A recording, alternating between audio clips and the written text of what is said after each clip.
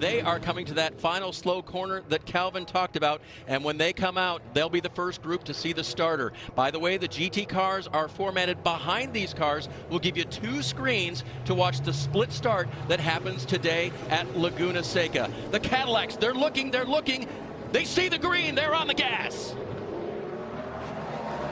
Nice job there by Sebastian Bourdais, but it looks like Pipo Derani is coming back at him. They're side by side down into the brake zone for the Andretti hairpin. Philip Eng slides into P3. Oh, looks to the outside, but he can't do it, Calvin. It'll be Bourdais to the top as we see the pass, the repass back by Pipo. He didn't quite get it done. The 2 yellow Corvettes taking the lead in GTD Pro. Derani looking for the inside. That is risky there. Tires aren't quite up to temperature there. Bourdais hangs on to the lead. These are the drivers that qualified the cars yesterday afternoon, and boy, they had the speed then, and they've got the grit now. Incredible stuff. Yeah, you see the 2 Porsches duking it out as well. The factory Porsches with Penske. It's Mathieu Jaminet in the red badge cars, and they're pretty much the same speed-wise, so they've got a lot of dicing to do here. What a game of chess it is. Constantly thinking one move ahead about where that traffic is going to be, where you can maybe pin someone who's right on your tail and get a little bit of a blocker, create a little bit of a wingman with these GT cars.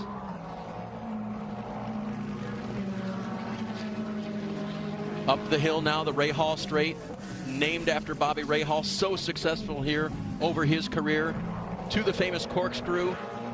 And down to the Rainey curve as well. Wayne Rainey represented here on 2 wheels, Calvin. Yeah, 3-time world 500cc.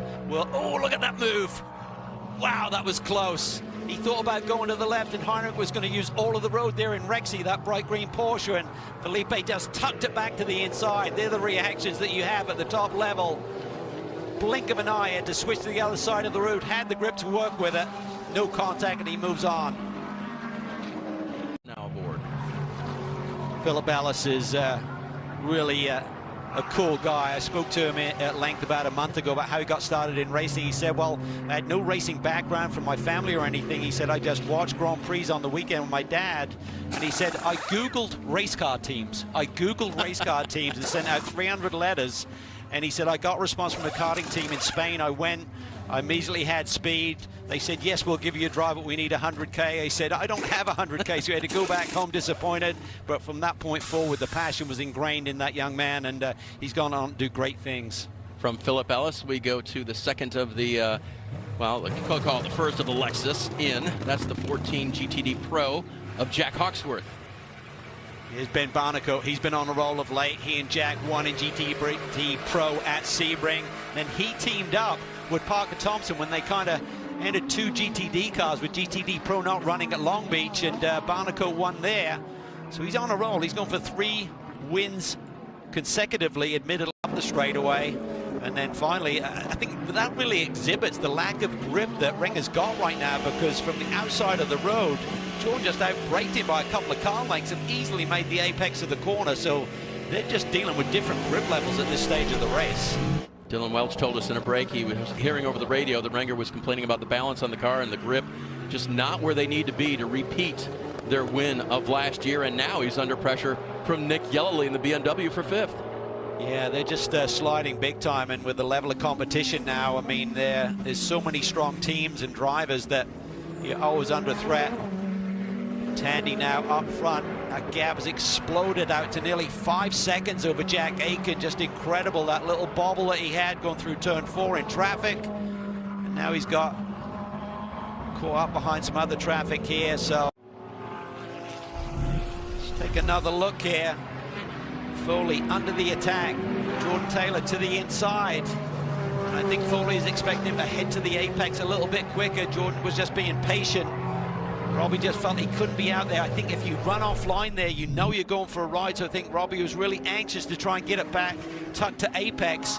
Mistimed it a little bit, but just hasn't been a race that's gone their way. I think they may have been on pit lane one more time than everyone else as well. I'm not sure what the reason for that, but not the race day they were looking for. There is the white flag, 1 lap to go now. Nick Tandy, traffic in front of him. How far behind Jack Aitken? 6 seconds. He's got a good gap, just needs to be smart. Yeah, it's just being really careful at this stage. There's no pressure, and that's why it's nice to have that little cushion when you get to the final stages. You're not forced into the decision-making process where you're taking any risk. Nick knows his way to victory lane here. 2 times he has won at Laguna Seca, so this is not unfamiliar to him. I don't even think he could have imagined how he got that lead, Calvin, late in this race. Yeah, it's going to be a big boost for them because they came into this race 179 points out of the lead. And there can be a 140-point swing with 10 cars entered in the race. So the difference between first and 10th is a 140-point delta. So 179 sounds like a lot, but you can make up a huge bundle the way their day is going right now. Down the hill, down to the final couple of corners.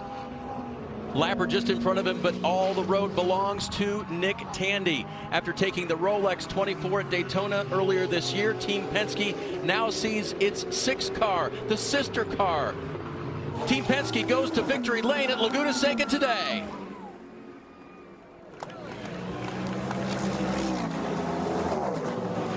Legendary stat, 100th victory. Laurin Heinrich in GTD Pro for AO Racing, 12 seconds ahead of the Pfaff McLaren. He's got clear sailing just ahead of him, woes it back a little bit. Nothing to go wrong here on the final corner. And Rexy, the fan favorite, he'll now go to victory lane at Laguna Seca. AO Racing wins today. Awesome job by Seb Priaulx, who started the race, and Laurin Heinrich. He will be pumped. What an impressive drive. And what a finale for the 57 Winward Racing Mercedes AMG. Philip Ellis was putting pressure on the leader at the time, Robbie Foley, but contact with a GTP car put Foley in a bad spot. Ellis took advantage, and now will take this Mercedes to victory lane. 3rd win of the season for this group. Final corner for them, and then the ride up the hill to the start-finish line. What a day for Winward Racing. Win number 3 in 2024. It comes at Laguna Seca. What a start to their campaign. Fantastic.